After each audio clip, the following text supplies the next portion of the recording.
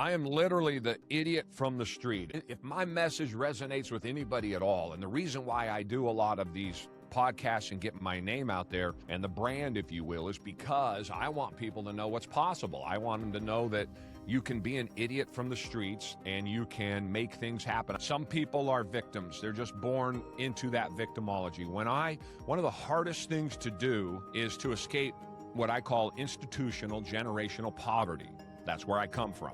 And the problem with escaping institutional generational poverty is no one wants you to get out. I think it's important for entrepreneurs to understand, in the hundreds and hundreds of entrepreneurs I have talked to, they all have the same problem, generally speaking. And that same problem is they all think they're the only ones that have the problems. It's 100% true, right?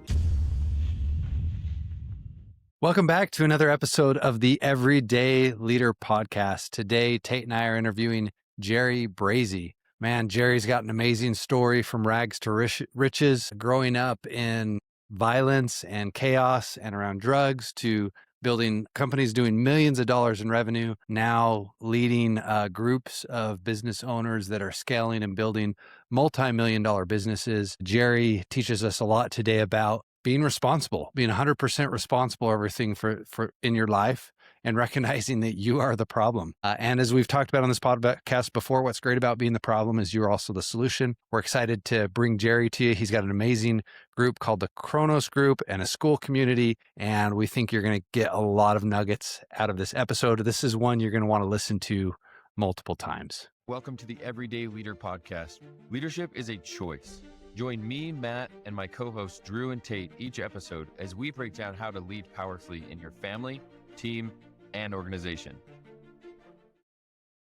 Hey, welcome back to another episode of the Everyday Leader Podcast. Tate and I are excited to have Jerry. Jerry, I should have double checked. Brazie, right? Brazie, Jerry Brazie. Can you guys hear me?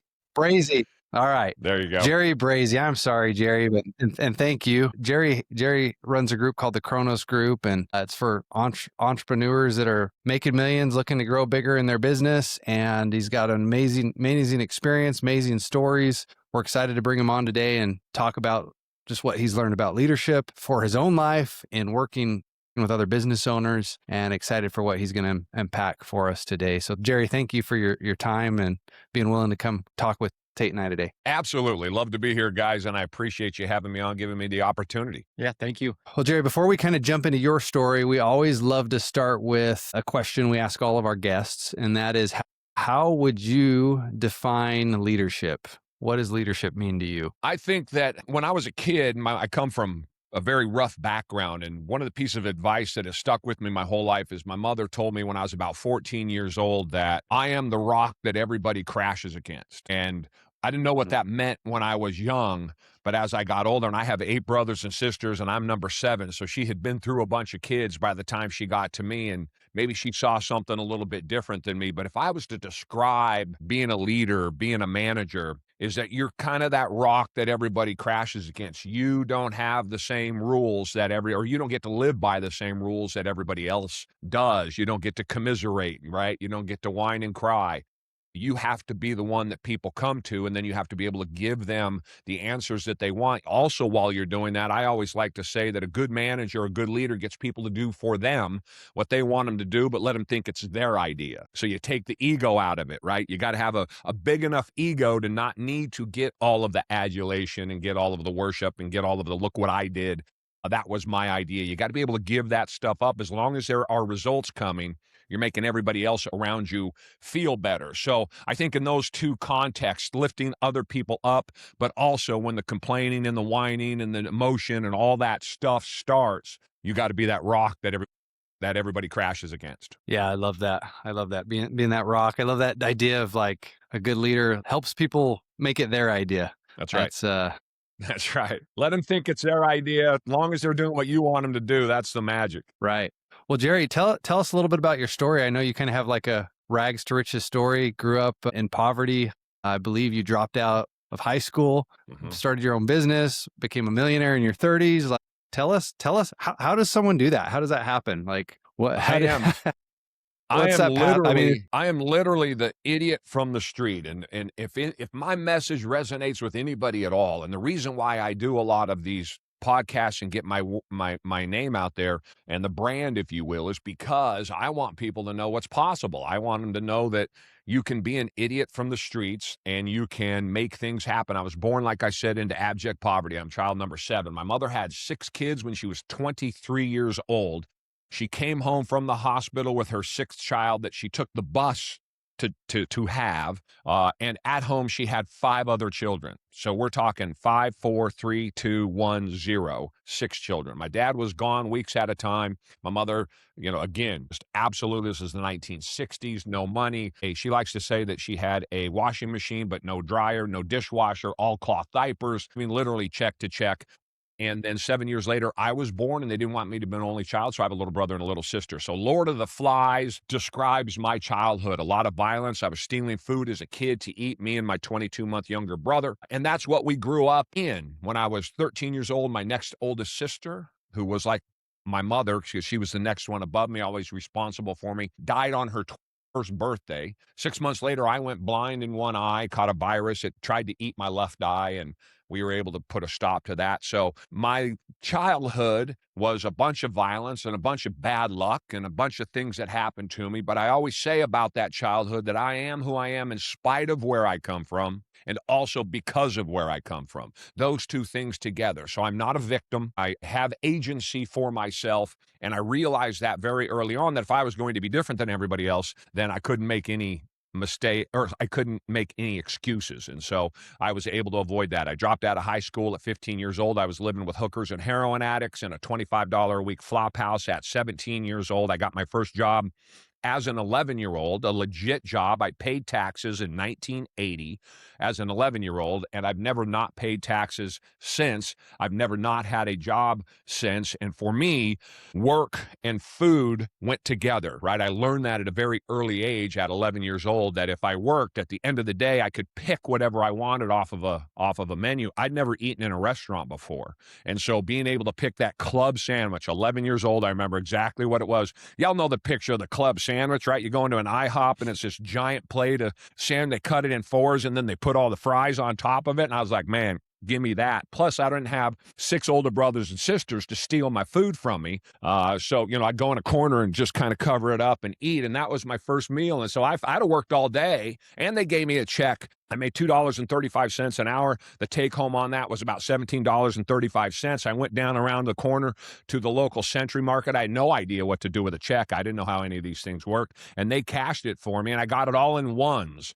because I saw the fat cats on TV, all right? They're, always working through the dollar bills. So I got it all in one. So I'd carry around $17 in $1 bills. So it looked like I had a stack of cash. But that, I got stabbed at 19 they were trying to rob me after I took some money off of them in a pool hall. I've been beaten within an inch of my life more times than I can count. I have all of these stories that come from this background, but there's one underlying story that is the biggest contributor to my success, which is my work ethic. Work at 11 years old. At 12 years old, I went to work at IHOP because they let me work 2 days a week, Saturday and Sunday, all day, get on a bus, take it downtown Portland at 6 o'clock in the morning, and just hammer out a busy IHOP until 2 or 3 in the afternoon. And they let me do that twice. And so that just continued. Every job. At 16 years old, I'm working at McDonald's. I learned more about how to run a business. I learned policies and procedures today that I use in my business when they paid me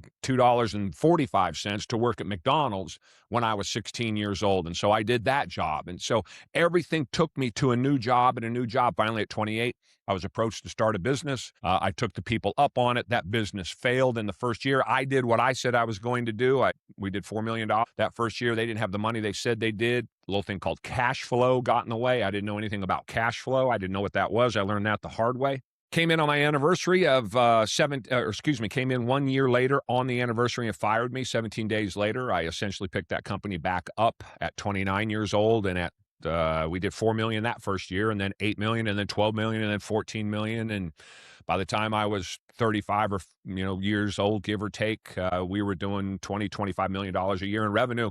And the rest, as they say, is history. In between the point where I was born and today is about 5,000 mistakes. There's multiple 7-figure mistakes in there that I have made. and a whole lot of six-figure mistakes I have made. But on the flip side, there's a lot of 6 and 7-figure successes and times that I've done very, very well. So I think that's probably the 5-minute encapsulation of the last 57 years of my life. Yeah. So listening to that and just learning a little more about what you do with your group, is there any commonalities between your life and all the people you work with that are common to those people that learn how to make $1 million?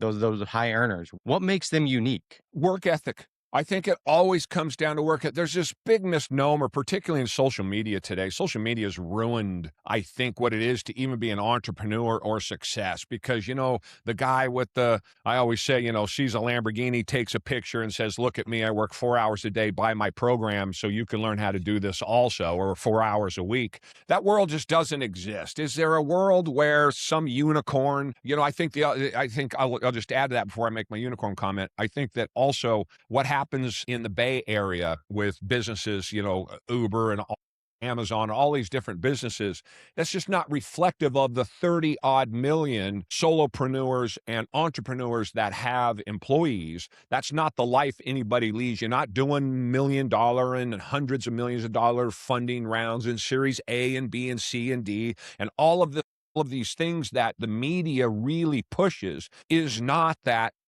large percentage of the United States relative to what's happening business-wise. And so I think that gets convoluted, and I think the message gets distorted. The reality is that work ethic, for me, work ethic is the one I know, I don't know, I probably know 40 millionaires, 50 millionaires that I know, and I probably met 200 in my life, a lot. And I don't know a single one of them didn't work their ass off every moment of every day, in particular in the early days. And the early days sometimes lasts for a decade or more, and it always continues. But the work ethic for the successful entrepreneur, the one who doesn't have to be there every second of every day, is still far beyond what a normal person would even imagine is reasonable work based on, like I said, society's, social media's description of what reasonable is. So if you had to give somebody advice that, is that dreamer that's like, man, I want to do that, what would you tell them? How do you make that step into changing that mindset? Yeah, it's really very difficult to do. I'll tell you a story that kind of encapsulated it for me, which was when I was 14 years old. I think I may have told Drew this story. I don't remember. When I was 14 years old, I was taking some money out of the bank. I had $80 in the bank. I had $85 in the bank. I took 80 out. In those days, you had to leave $5. And I got caught by some guys. I'm a street kid. I should have known better. And they put a beating to me really good. And they rolled me underneath took everything I had except my life. So they took really nothing to value, as it turns out. Seemed that way when it happened to me at the time. And they rolled me under a bus stop and left me for dead. 2 broken ribs, a broken nose, both eyes are black. I'm bleeding down my front. I wake up an hour later. I roll out from underneath the bus stop. This is in August in Portland, Oregon in the early 90s. I get on the bus and I got to go, and I get on another bus, transfer home, and I'm just miserable. Now I have a 2-hour walk or 2-mile walk home. And as I'm starting that walk home, this square, the cement square, is still there. So it's an oversized square of cement on the sidewalk right in Northeast Portland, right in the middle of everything. And when I go back, I have business back there. So I'm back there about every other month or so. Every other trip, I will go to this square. This is how important this square was to my life. And as I stepped on the square, to my right was some duplexes, 3 or 4 duplexes. And as it wasn't the square in particular, it just happened to be where I was. And as I'm miserable and I'm, nose is bleeding and eyes are black, I'm in pain, I'm delirious, a voice says to me, guys, and told this on my children's eyes. I've told this story 1,000 times. This is true. A voice behind my head, to my right, a female voice, says to me, everything's your fault. Now, I thought somebody in the duplex was yelling at me, right? So much so that wouldn't be uncommon, right? I turn and I'm going to yell back at them. What the hell are they talking about? Everything's my fault. But there's no one there. And again, the voice says to me, everything is your fault. I don't know if it was Jiminy Cricket. I don't know if it was God, my conscience, Confucius. I can't tell you what it was, but I can tell you as plain as day, like a woman was standing behind me on my right-hand side behind my head, said, everything is your fault. If you don't change, you're going to be like everybody else. That was it. Simple. Nothing to it. I walked home. Subsequently, I have a little nubbin on my nose right here because for the next 3 days, I had to hold the top of my nose shut because it kept splitting. And after 3 days, it quit splitting and I let go of it. And that's how I fixed my nose. And now I have this nubbin on it. The ribs still hurt me when I lift, which I do regularly. So I have these memories of that experience still with me all these years later. I'd like to tell you it was a hockey stick that just took off and changed my life, the trajectory of my life, but it didn't. But what it taught me was everything is my fault.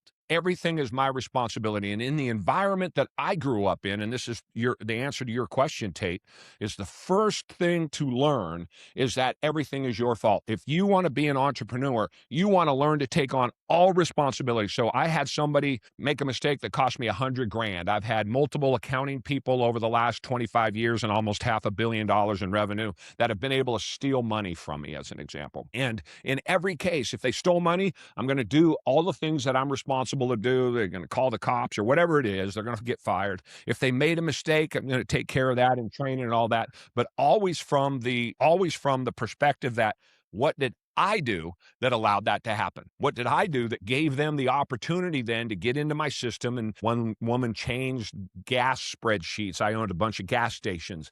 And she changed the gas station spreadsheets, and her friends were filling up at my expense. I mean, okay, so terrible. You got to deal with it. But the point being, it was my fault. So I don't get excited. I don't get emotional. And I don't think there's any excitement. I don't think there's any emotion in being an entrepreneur. I don't think there's any of that in being a man. We can be emotional about things, but to react emotionally to things that come our way, either as men or as and even more so as entrepreneurs, there's no money in any of that. There's no success in any of that. There's no relationship success in any of that. You can't get pissed off at your kids, right? Being controlled, again, the gardener, you'd rather be the warrior in the garden, being controlled and keeping it in control so that your mind is good, you're making good decisions, you're that rock that everybody crashes against. That, for me, is the magic formula. So being able to say, everything is my fault, and then understanding what that means is a critical step to being an entrepreneur. I think to being a man. But if you ask me specifically about entrepreneurship, you better get used to that real quick, because this world where,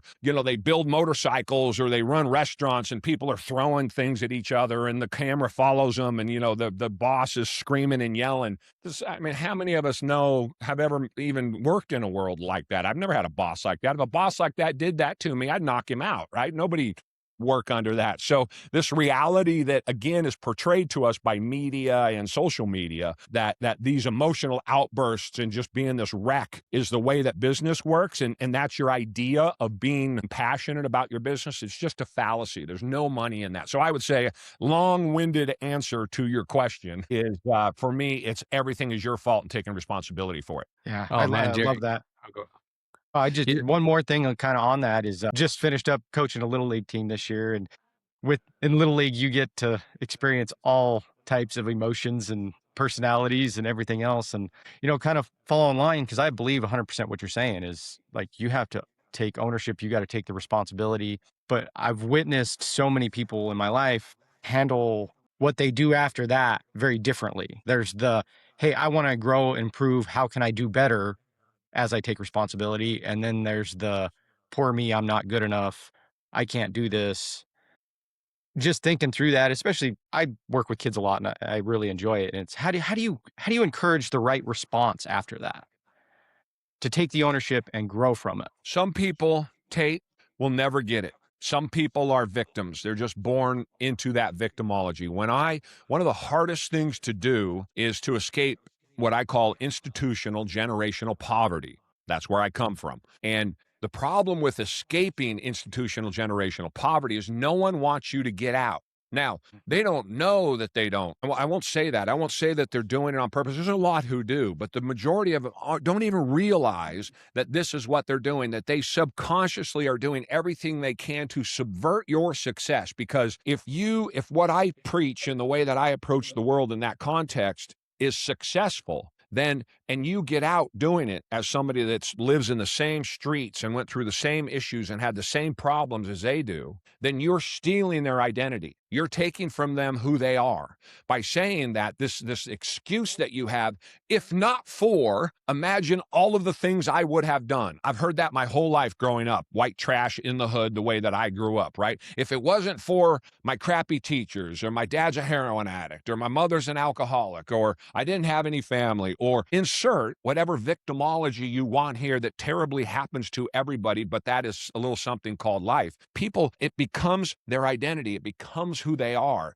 This is why I preach that having children is so important, and you need to go have children, in particular for men, because when you are a man, we I don't know, we succumb to some of these things. But when a child is born, all of a sudden, instead of living for yourself, you're living for something else. And that something else can't be a dog, and it can't be your mother, and it can't be your wife or your girlfriend, right? It's a child. There is a difference when the child is born. And when that child is born, all of a sudden you're living for something else. And that idea that you just said, that you struggle, how do you get that message across, has a better chance of taking hold, because now, again, you're living for something as opposed to yourself. So, but growing up in that environment, it's very hard to get those people to understand what reality can be, because reality is the same for everybody and they commiserate in it. So it's hard to get around. You don't understand, Tate. I had it tough.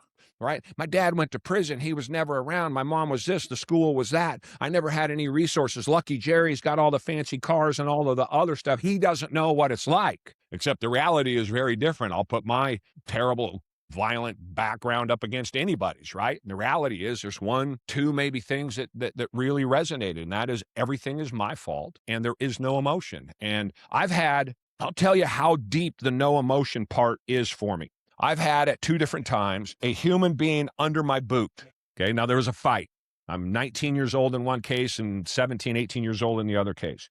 And at both times, my leg is up and it's coming down. The fight's over. Now, nobody ever wins a fight. But in this case, this one was over. And again, a little voice, not nearly as dramatic as what I said before, right? In my head, again, myself, telling myself with my foot up, with all of the rage that a 17-year-old kid living on the streets has gone through, that I had, something stopped that foot from coming down. Think 99 out of 100 boys in my same environment. I'm 6'4", 230 pounds, right? I'm a big dude. That foot's coming down. And twice, it stopped, because the little voice said, that's enough. So that's another step. You take him out, and that's another step. It's over now, you can walk away. And so how do we teach that little voice that says to people, I know how you want to react, but this is how you should, and then train yourself accordingly. I don't know where I got that. Again, I think back to that 14-year-old that had that voice that said to him outside of his head that impacted me so significantly that now I'm listening to myself maybe more than most people do.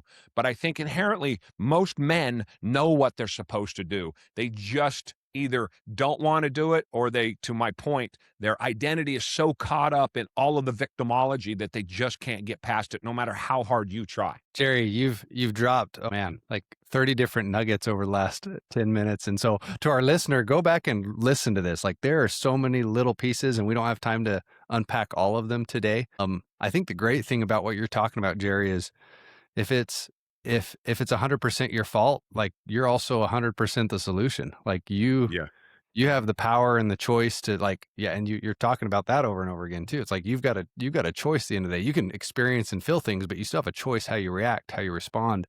That's right.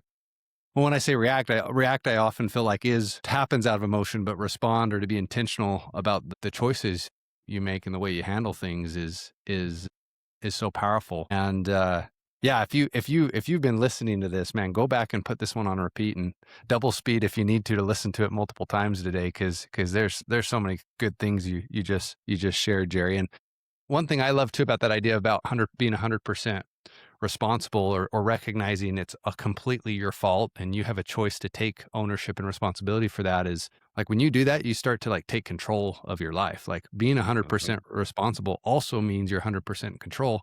Where if you have that victim mindset or mentality that you're talking about, that's your identity that you've talked about, Jerry, then you're saying, I don't have any control over my life. One thing I wanted to ask you about, because we dived into it when you and I spoke a week or so ago, and I was actually contemplating this since we talked. Of the things I've done, the thing that I feel like I end up talking the most about when I go on someone's podcast is weight loss. And I know you've had a physical journey there as well. And what I think is interesting about that is I think oftentimes people want to hear what you did.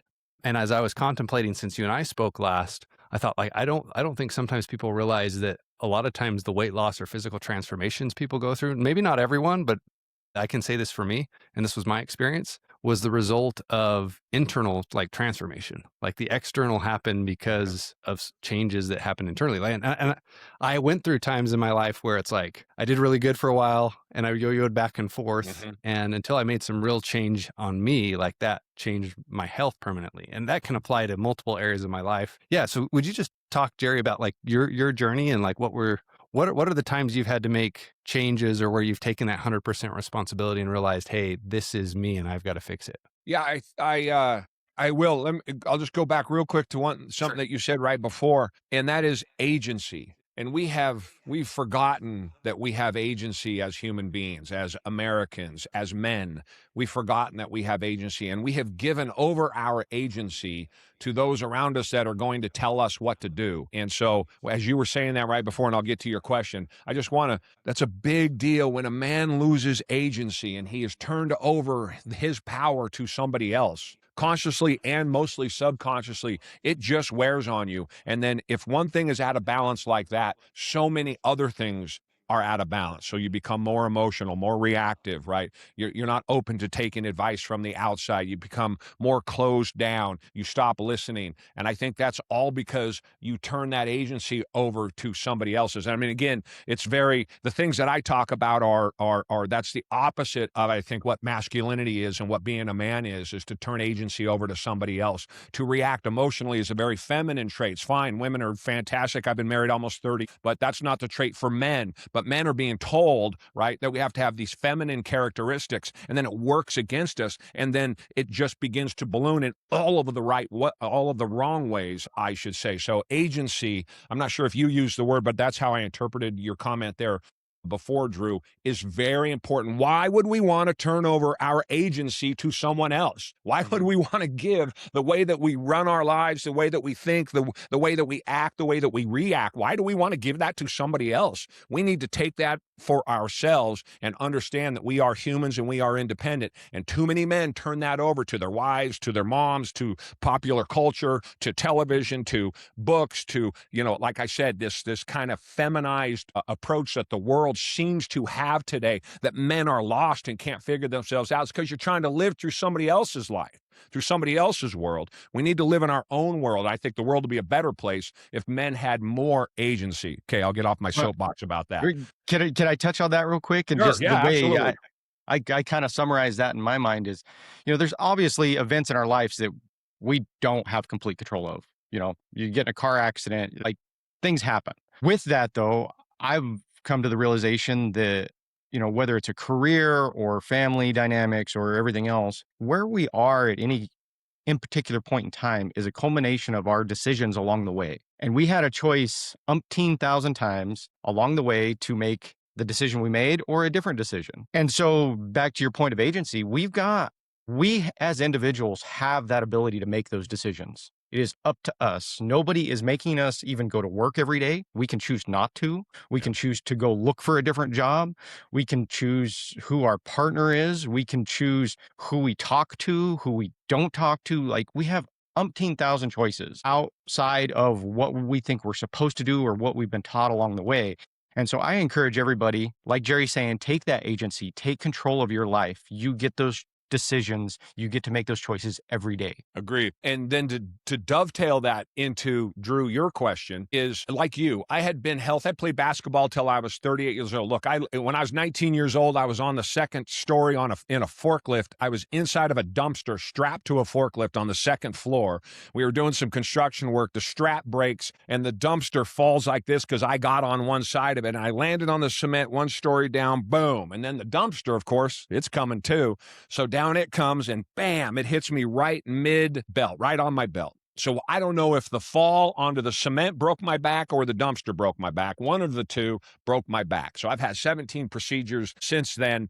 I of course put the dumpster back on, cleaned up the mess, put it all back in, and I worked for another 9 months before I had surgery to fix the broken back because the guy's got to eat, right? I got to eat. So I mean, so I dealt with this. I had an opioid addiction for 25 years through all of that. But again, everything I told you I did was with that opioid addiction. The addiction was necessary because the pain was so bad in my leg that I couldn't stand up straight. Now, I could not walk from let's say if I went to a movie theater, I couldn't walk to the car in the parking lot without sitting in the lobby for a minute. So I couldn't walk that far. The pain was so bad. I was taking hundreds of milligrams of opioids every single day, like I said, for the better part of 25 years, while I was building companies, while I was playing basketball 3-4 nights a week, while I'm refereeing basketball left and right, playing sports, watching sports, doing all things sports, until I was 38, 39 years old. A growth came out of nowhere in my left ventricle, a 40%, 41% growth in my left ventricle, something called hypertrophic cardiomyopathy. I was born with it. I didn't know it. It sits silent in your DNA.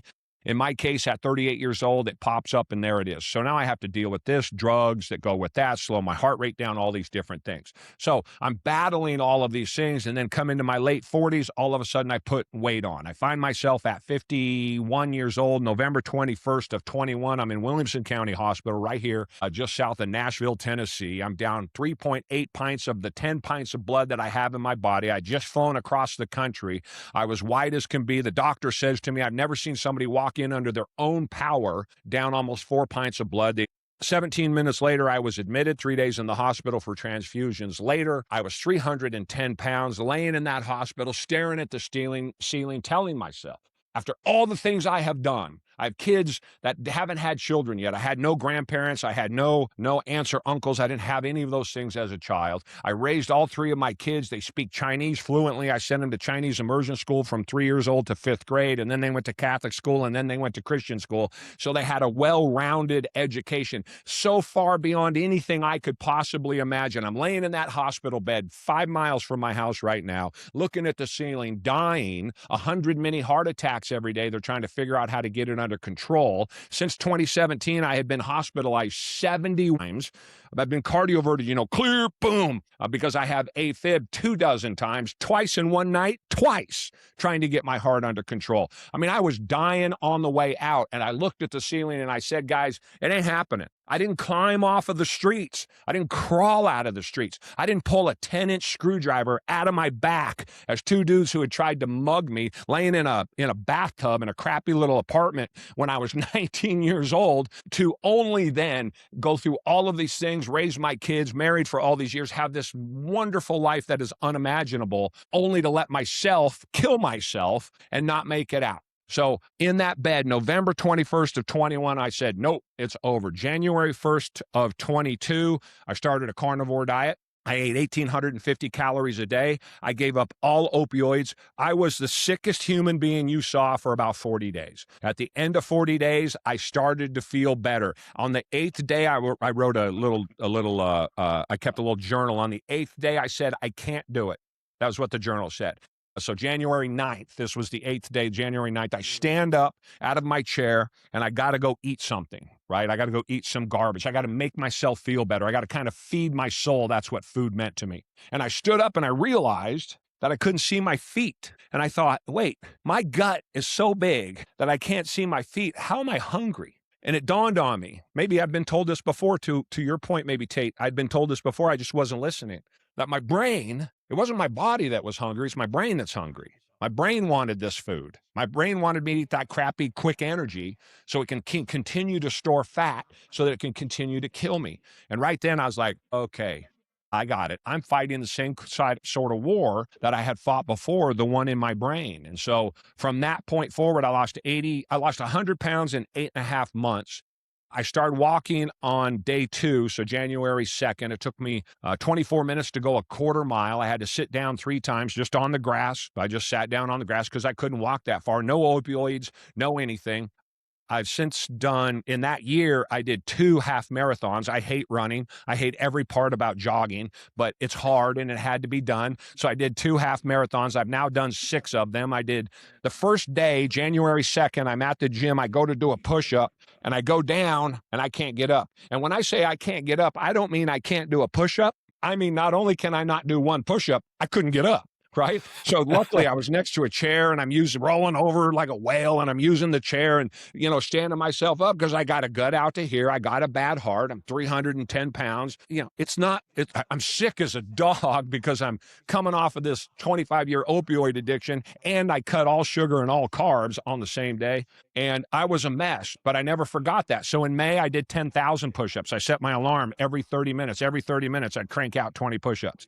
That was in May of that year, 5 months later. So I tell you that whole story. You asked me about the background relative to my health. At 57, I'm in the best shape of my life. I weigh about 229 pounds. I should be about 215, 220 maybe. But again, I'm a big guy. I've never been this strong. I've never been this healthy. I was taking 19 meds January 1st of 2022. I now take 2 meds.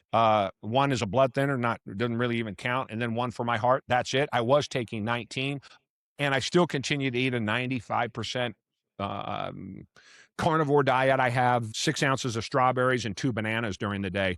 That's the extent of the carbs that I eat on any given day. And I've just added in a piece of sourdough toast that I've never done before, which I really enjoy. So outside of that, it's so it's largely 95% is carnivore. I work out on a 6-day or a 6-8 split, which means I go 3 days of lifting and 1 day off every day. 7 days a week is 4 miles on the road and 30-minute sauna. Day off or not, it doesn't matter. And I've kept this up now for 4 years. I got more energy than I know what to do with. I'm starting new companies like the Kronos Group, and my health though was absolutely the catalyst, not only for me having the energy to go do it, but also that metamorphosis that I had to go through again. I had to learn, guys. I had forgotten in my large S and life got easy and all of that where I had come from and the lessons that I had learned and the things that I put to work doing those things, those lessons that I had learned, how I implemented them in my life, I forgot about them. I got fat and I got lazy, both metaphorically and literally. And in that reality, I had to get that check. Something had to punch me in the face hard, and laying in that hospital bed down, almost 4 pints of blood, dying, having 100 mini heart attacks was the punch in the face I needed to say, you ain't going like this. If I'm going, I'm going to look good. You're going to bury me with my shirt off. That's how good I'm going to look. Love that. Oh, Jerry, no, that's awesome. And as I'm hearing you talk, like just what I'm thinking is like, if anyone has an excuse, if anyone could say, well, I couldn't do it because of this, or I'm throwing in the towel because of this, like there were thousands of opportunities so far in your life, maybe even I'm sure there's things happening today that you could throw the towel in on. And I just think that goes to show like you still have a choice at the end of the day. You have a choice of how you'll respond, how you'll show up. You can take control of your life. And yeah, I just love that. Jerry, what would you say to, I think a big primary part of our audience are men probably in their 30s and 40s. They've got families, they've got kids. A lot of our listeners are entrepreneurs in the middle of business. And what would you say to the guy that feels like he's in the middle of the rut right now, whether it's his health, whether it's the business overwhelming him day to day? What would your advice be to him? I'm going to do this again to you. Sorry, Drew. I'll go back to what you said before your question. Love it. Because I want everybody to understand too, that I'm telling you the good and the bad. One of the comments I get when I do these podcasts and when I talk is that I'm so honest. And I'm like, it's sad that people notice that I'm telling you the downside because so many people don't want to. So many people like me run from, I was on one yesterday, and the comment the lady made to me is that so many people in your position with your experience and all the things that you've done shy away from or run from telling you about, like, because I use the term poor white trash. Man, I'm as poor white trash as you can find. So to everybody out there that's poor white trash, that is not an impediment. That's not going to stop you. And so in that context, I want people to understand I've made 1,000 mistakes. All people see is the cars and the houses and the trips and Jerry's from here and doing that and all of these and the millions of dollars. They don't see all of the hardship and all of the strife and all of the risk and all of the sacrifice and all of the things. You hear it about my health. The same is true about business. So understanding that what you see on social media is not reality and that life is hard, period. And then full stop will come to your question about entrepreneurship. I think it's important for entrepreneurs to understand, in the hundreds and hundreds of entrepreneurs I have talked to, they all have the same problem, generally speaking. And that same problem is they all think they're the only ones that have the problems. It's 100% true. right? And so we don't want to say anything as men because the guy next to us looks like, back to my previous statement, it's going great.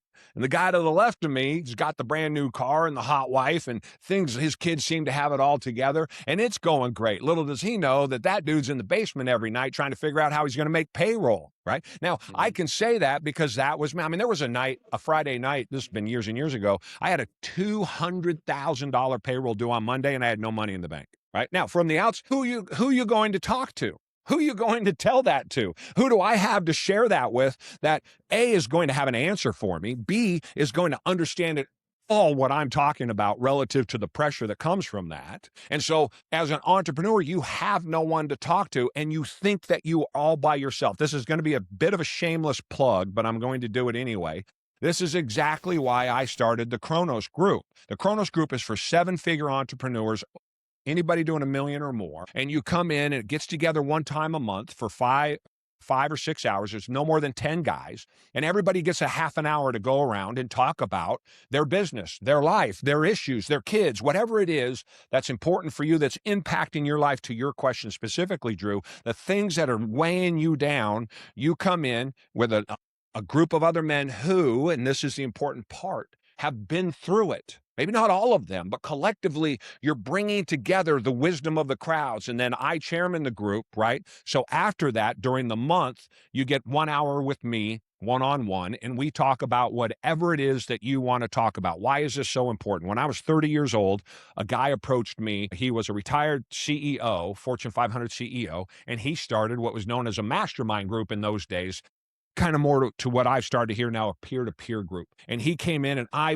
got written up in the local business journal, and they were telling the story about how much revenue I was doing. And so he said, you need to be part of this group. He cold called me, got into my office. I still don't know how that happened. And he said, you need to be part of that group. I was like, you don't understand. I'm doing $8 million a year in revenue. I have no idea what I'm doing. I'm working 10, 12 hours a day on the business. I'm refereeing basketball games 3-4 nights a week and on the weekends to pay my bills at home because the company ain't throwing off any money. And you're telling me that I got to now go take half a day and spend it with you. He said, you can't afford not to. I said, maybe you forgot. It was about $650 a month, as I remember. I said, which, this is 25, 30 years ago. I said, maybe you missed the whole part where I'm refereeing basketball games at night to pay my own bills because the company's not throwing off enough money. He said, you can't afford not to. It was the best piece of advice I ever got. I joined that group as a 30-year-old. The people in the group were all in their 40s and 50s. And so they had experience, and I just sat there and listened for 2.5 years before I really said anything meaningful. That group is still together all of these years later. We get together one time a year now. They're all in their 70s and 80s, and now I'm that older guy with all of the experience that has been through all of these things. And so again, shameless plug, but it answers your question, which is two things. Number one, if you're an entrepreneur doing 7 figures or more, if you're an entrepreneur, period, I don't care what revenue you're at, find a mentor. Find somebody that you can talk to. Find a group that you can join. Here comes shameless plug number one. I started two communities, one for 7-figure entrepreneurs, another one I call the Kronos Forge. It's brand new. I just started it on the school community, SKOOL, the Kronos Forge. And if you go look what the Kronos Forge is, it is to support men exactly the way you just described it, Drew. You're on the outside looking in. Maybe you want to go find success as an entrepreneur. It's there. But again, so much more: health, family, relationships, what it is to be a man, masculinity, right? My take essentially on all of those things in an integrated community where men who feel like they're on the outside, non-entrepreneurs, I don't care what you're doing, poor, rich, old, young, healthy, unhealthy, whatever it is, somewhere men can go to have conversations and hear other men talk about things in a way that resonates with them, and they probably are not going to hear anywhere else. And so that's number one. That's for anybody. Y'all go join that Kronos Forge on the school community. Go check that out. But for entrepreneurs, and to answer your question specifically, I have a group. That's my shameless plug. Go check it out, kronosforge.org, and you can have a free call with me. We can talk about whether it's not for you or not. But to answer Drew's question, find a group. Find somebody else. Find a mentor. Find somebody you can talk to that has been there and done that. Your family cannot help you. Your friends cannot help you. You cannot find anyone that can commiserate with you unless they have been through what you have been through and they are where you would like to be. So you can't find a commensurate, somebody right there next to you, right? You can't find that. You need to find, if you're a new entrepreneur, find someone like me, someone who's been through that and is willing to share it with you. There's a lot of us out there, business owners, in particular, successful business owners, love to answer questions. They love to talk about their business. They love to tell you their experiences. And you got to realize, though, as men, listen to me, there are no dumb questions, just men too stupid to ask them.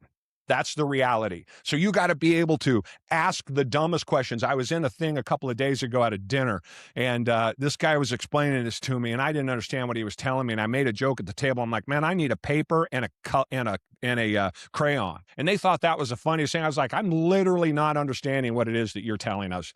You got a crayon and a piece of paper, you can write it down. I am not shy about saying, I don't understand what you're saying. Tell me again, because if I think it has value, that sounds like it has value. It seems to mean something to you. Tell me more about it, but you got to talk slower because it's going right over my head. Man, guys, that is absolute magic. In particular, when you are a struggling entrepreneur, ask questions, and as many of them as you can. Long-winded way of answering your question, Drew. Find a mentor, somebody who's been where you want to go. It's the same true in fitness, right? Who wants to get a fat trainer? Nobody, right? What the hell is a fat trainer going to teach you? Nothing, right? You need to get somebody that has been through what you've been through, in particular, one that was fat and then got skinny and then got healthy. A lot difference between being skinny and being healthy.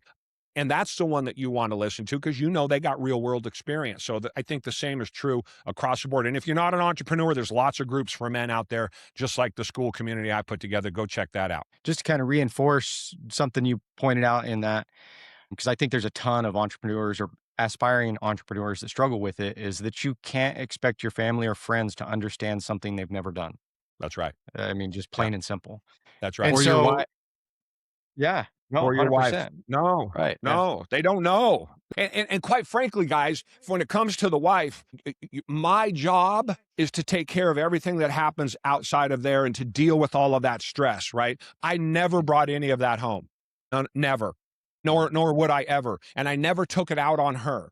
Nor would I ever. Were there times we fought or I got out over my skis or something? Yes. But generally speaking, I'm 30 years into it. It'll be 29 years this August. You got to leave that where it's supposed to be. And again, we are men. So we don't share like that. That's not our way of doing it. Go find other men that you can share these experiences with and you can get feedback with, because your mom can't help you, your sisters can't help you, your wife can't help you, the pastor's wife can't help you. No, the pastor can't help you. And you got to find people who have been there, who have done that, who have real world experience. They're going to help you crawl out of it. At least that has been my experience. And like I always say, until you've lived it, feel free to give all the opinions you want, but I'm going to listen to the guy who's been there. Yeah, 100%. So good. So good.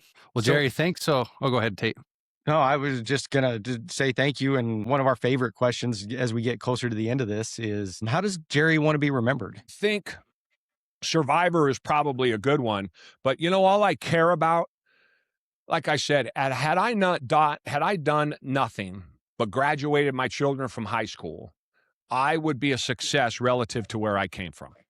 And so for me, my feet are planted firmly on the ground that if you'd have said to a 17 or even a 27-year-old Jerry, I didn't get married till I was 28, to a 27-year-old Jerry that 30 years hence, he would be married to the same person and he would have 2 sons in the military who he talks to all of the time and a daughter he just had dinner with last night and had dinner with 2 nights before that, I'd have said, you're crazy. I don't understand that world that you're describing to me. So I'm going to answer that question is a good father, not a perfect one, and a good husband, not a perfect one. And if you threw in a good friend at the end of that, I'd take that also. But I think those important things he provided in a way, both physically, emotionally, spiritually, and mentally for his family, far beyond anything that he could ever imagine as a young man. To me, put that on my tombstone. What I love about that answer is with all the success that you've had throughout your life and struggles, you don't even touch on that.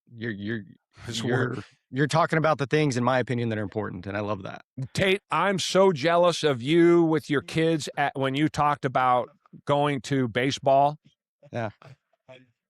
I think you were saying, maybe I intimated something about, it can be frustrating and all that. And I'm like, God, I'd give up my fortune right now. I promise you, if a genie popped out of my desk and said, what do you want? But you got to give everything up. I'd go back and work double shifts at Taco Bell to have my kids be 2, 4, and 6 again. They're great kids as adults, but all of that frustration that this is the other thing that we think we have, it's all BS. You get to my stage and you're like, the only thing that matters is he won't pay attention in right field in T-ball.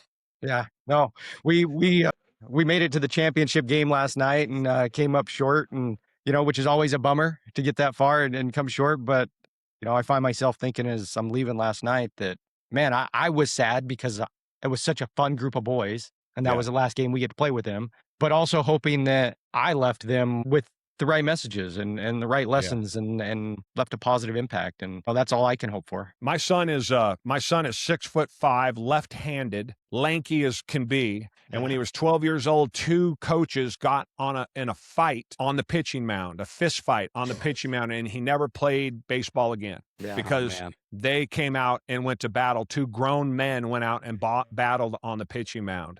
And so the impact we have on these kids is significant for the better or for the worse. But in reality, you won't remember the loss. You'll remember the time. That's all that matters. Well, Jerry, thank you for your time. Thanks for your wisdom. Thanks for sharing all those stories and what you've been through. If you're listening, you're 100% responsible. It's 100% your fault, which means you're 100% able to change your situation. And check out if you're an entrepreneur in that 1 million plus range, looking for a group and help, check out the Kronos Group. If you're not, check out Jerry's school platform. It's just the Kronos Group on school. The Kronos Forge. The Kronos Forge. And we've talked about it a little bit. I've started a group called the Abundant Man Project as well. So there's groups out there for you. And you can find the flavor that's for you, whether that's Jerry, whether that's ours, whatever. Matt's got a whole cool thing, and he's one of our other co-hosts who's not on today, but Build up in Utah. There's groups out there for you. But thank you, Jerry. We appreciate your time, the great messages you shared with us, and all the things to learn. And go back and put this one on repeat. You'll pick up a few extra nuggets today. Guys, I appreciate you having me on, giving me a chance. I realize I need to get a little clock in front of me. I tend to answer questions that take way too long, so I apologize, but I'm just standing here sweating because I get so excited talking about this stuff. Yeah, I definitely feel like there's a ton of other things we could have dove off into, and maybe we'll have to circle back around and add some more of those in. So let's do it again sometime. Awesome. Okay, well, thanks, Jerry, and to our listeners, today's the day. Thanks, guys. Thanks for joining us on the Everyday Leader podcast. If you're ready to take your leadership journey even further, subscribe to our weekly newsletter for more insights and practical tips. And don't forget to connect with us on Instagram to stay a part of our growing community. Just follow the links in the show notes. If this episode impacted you, please help us spread the word and share the link with a friend from wherever you're listening.